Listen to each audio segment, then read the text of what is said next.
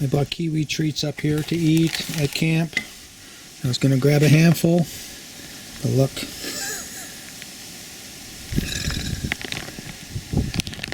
This bag is full of them. I don't know what they are. I wish it was ice fishing season. No, I'm not going to eat those kiwis. Harvesting the radishes. November 24th. Supposed to get pretty cold coming up. And the leaves are already kind of soft here. And I like eating the leaves. Another reason to get this done. We're going to have low 28-degree temperatures coming, and that will definitely destroy these. Yeah, well, it'll freeze them, won't destroy them. But then they get soft, you know, mushy. Here it is, right here. That's the last of them. It was a good harvest. A little bit of protection from heavy rains. The rain will hit these leaves first, and then drip slowly into the soil. On to the rutabagas.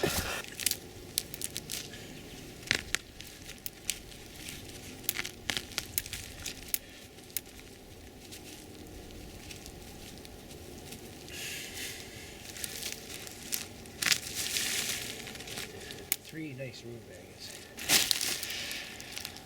I had a monster beet and I gave it to a lady at the gas station. Who's young and raising a family. I was hoping she'd feed it to her husband. She says her husband doesn't like vegetables that much. But her 5-year-old son is eating them, and she's eating them, so that's good. Seeing as though she's pregnant, she could use healthy food. And here are a couple of celeriacs. I like celeriacs. Here they are, look at it. Ooh, it smells good. And right here is the star of the show. That is a kohlrabi.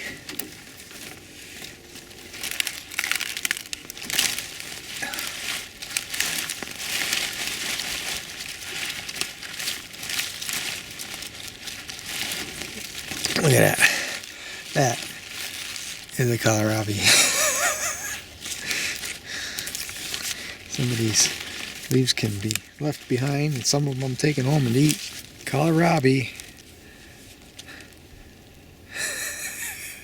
Bigger than my head. I've grown them as heavy as 12.5 pounds. This one's probably close to that. Definitely over 10. And all these leaves are edible. Look at that. Those are nice leaves. Wow. And now I want to check out the... Oh, I've got a collard green I can take. And I want to check out to see if there's any size to the white salsify. White salsify. Leaves are also edible. That one's a nice one. But I've grown them a lot larger than that. If you remember, earlier this summer, the rabbits were grazing them until I put this fence around it. And they didn't have the benefit of a full season. But they will grow pretty big next spring. When they start to send out flowers, that's the time to harvest them. They'll be 3-4 times bigger than that, easy.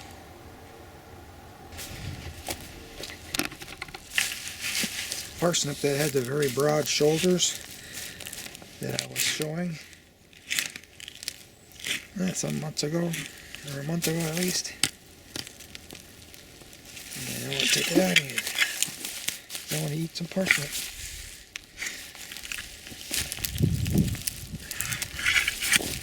Let's see, the ground is really starting to get frozen. Oh, holy cow. Look at that. That's hard to believe. Never had anything like that before ever. Look at that. Wow. parsnip within a parsnip within a parsnip. Ooh, that's going to be fun breaking apart. I'm going to do it at home. An old stem. The leaves are also edible.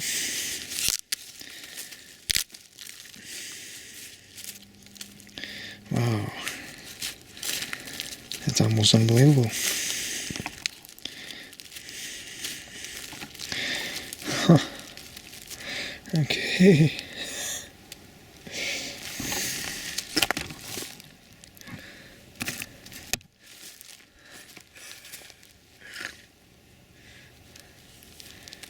$3.60. That's one parsnip. That's one plant that did all that. There was white birch bark in that bed that I wasn't aware of. So I wonder if that white birch bark had anything to do with it splitting apart like that.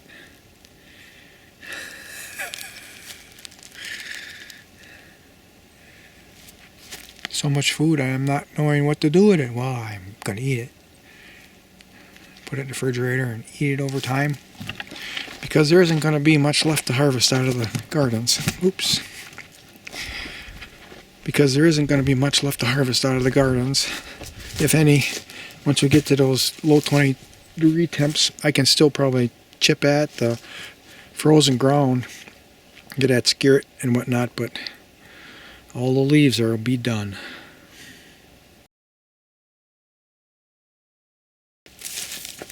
Nice radish leaves here. Oh, and there's a nice radish too. Onions. This is radish that grew under a thick canopy of peas and beans. Deeply shaded. And then I harvested the peas and the beans, and then it got sun, and then he grew radish. Amazing. Of course, all these leaves are edible. Greenery. It's cool, I gotta go warm up my fingers. Working the edge here, I just want to get a skirret root. Just one or two little ones. Just such a thing.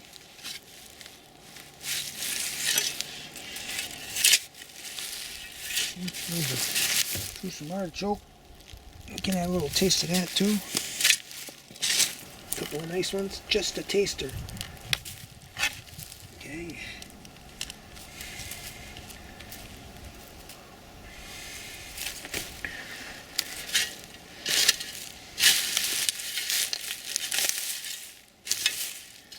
Skirret root is delicious. Okay. Drew some artichokes and skirret root. An elephant garlic that wasn't pulled out of the ground. For whatever reason I missed it. Look at it. Had 3 bulbs and all 3 of them have sprouted. I should actually pull that out of there and eat it, but I got so much that we can afford to experiment. Let's see what it turns out to be. Collard green, and I want the leaves off. Another one. Those of you who are watching my videos, you know that I like to cut them up, dehydrate them a little bit, put them in the freezer. I'm getting pretty close to having enough for all winter long. And I do have enough for all winter long. Just depends on how much I eat at a sitting. I have to wait until probably the end of March, early April before I begin to produce greens in my gardens again. So I only have December, January, February, March, 4 months.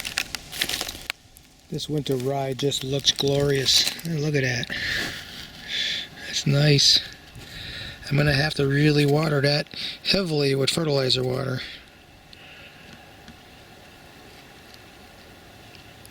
And I think it'll work. We'll see. Side of the bed that's a little bit lower in elevation, building it up with compost I brought from home. You see there's a daffodil that came along with the trip. Daffodil bulb. I'm starting to spread wood ashes in here. It's going to be home to a Three Sisters garden next year. And I'm going to leave this deer fence here attached. Instead of the beans climbing up and smothering the corn, it'll climb up the fence.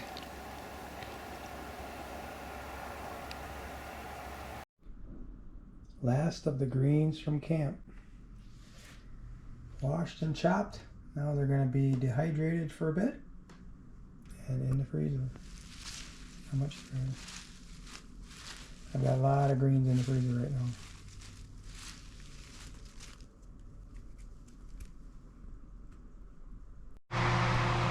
And here we are. Just dehydrate them enough to dry them and wilt them a little bit. Get into the freezer bay.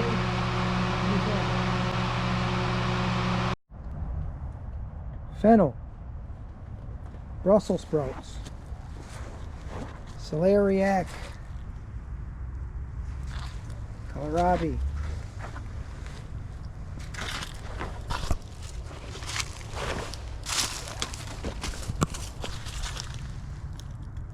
leeks, and a whole long row of carrots. Orange and purple ones.